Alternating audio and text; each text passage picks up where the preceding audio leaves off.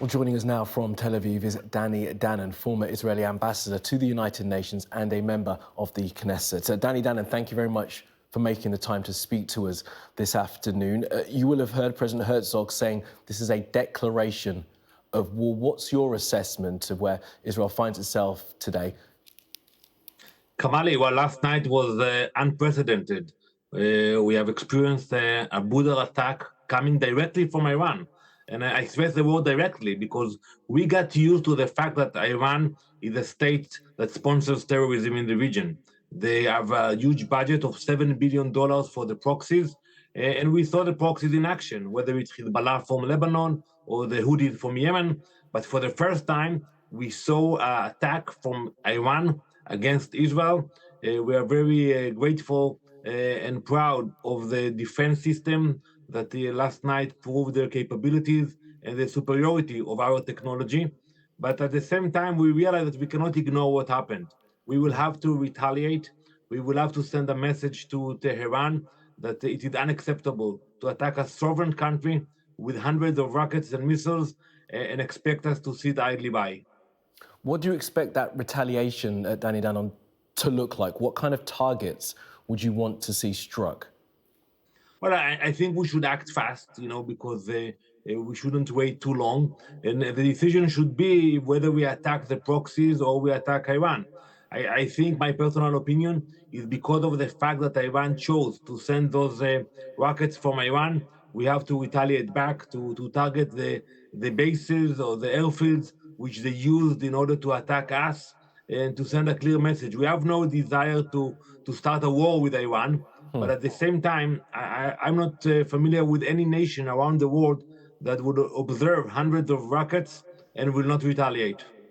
And you'll know, Danny Danon, that the Iranians have said following the assault on Israel that was it for them, unless another attack from Israel is forthcoming. You're suggesting that one should be forthcoming. So you see how suddenly you're into an escalatory spiral. Where does it end? Well, it's absolutely not acceptable that Iran would send hundreds of rockets and then they would say, that's it for us for today. What will happen commonly next week when they will find another reason to send rockets? We cannot accept this equation that Iran will decide when to attack us, how many rockets to send on our civilians, and then they will decide when to stop. It doesn't work that way. They will have to pay a price, and they will pay a price for what happened last night. Itamar Ben-Gvir, who is the National Security Minister and on the War Cabinet, has said in a post on social media that Israel needs to basically go berserk. He says that in the Middle East, you must show that you've gone berserk and completely lost it. What does he mean by going berserk? And do you want the response from Israel to be as forceful as it can possibly be? We have a very rational and responsible government. I know all the players. I sit on the Foreign Affairs and Defense Committee. I'm sure they will reach a rational decision how to respond, where to send our capabilities. So we are logical. We have no desire to escalate the situation. We are focused on the war against Hamas in Gaza.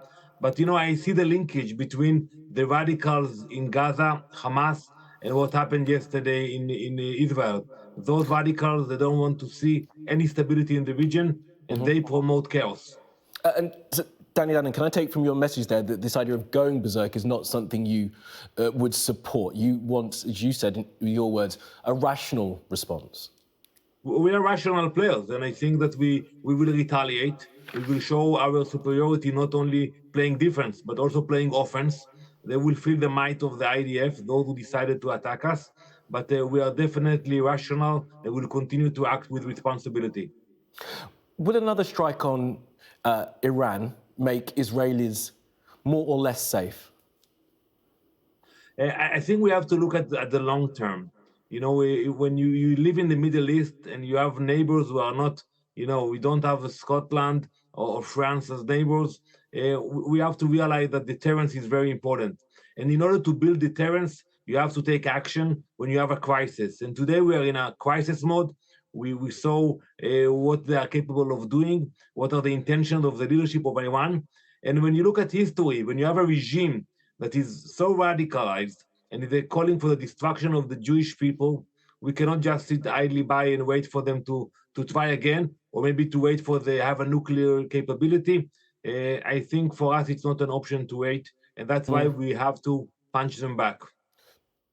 And you'll know that that strike, Danny Danon, will be taken by Israel alone. President Biden has said that the US won't participate in any offensive action. The Prime Minister here has called for calm heads to prevail. Is there a danger that if Israel does strike against Iran, you start walking down a road away from your allies and away from your support? I think that we appreciate, the bond and the cooperation with our allies. And today we saw that the threat is not only against Israel, it's a threat against the moderate Muslim countries. We even had to defend the mosque in the Dome of the Rock when they actually targeted the old city of Jerusalem.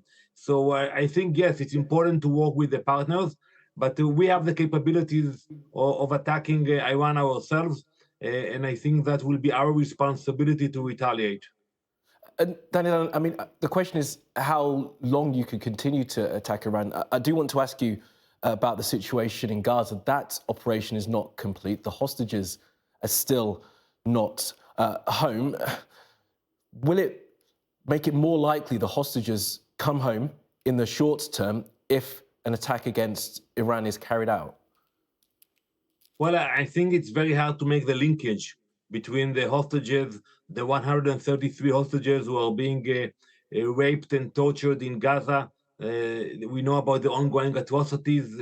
That's unfortunate, but I don't think there's a clear linkage between our actions against Iran. On the contrary, I think we have to show strength.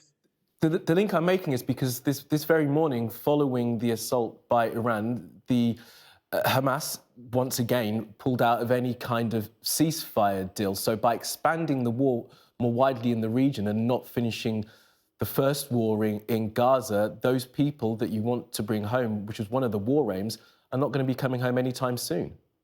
I think in order to bring them home, we have to show strength. We have to be more aggressive and go all the way in order to bring the hostages back. We tried to negotiate. We waited for too long. And I think the next thing we should do is to actually allow the people of Rafah to move out of Rafah and operate against the last Hamas battalions who are hiding like cowards in the tunnels of Rafah. I think what we realized that Hamas, they have no interest in negotiations. And every time we agreed for their demands, they came up with new demands. Okay. Danny Danon, we have to leave it there. Thank you very much for joining us, Danny Danon, former Israeli ambassador to the United Nations.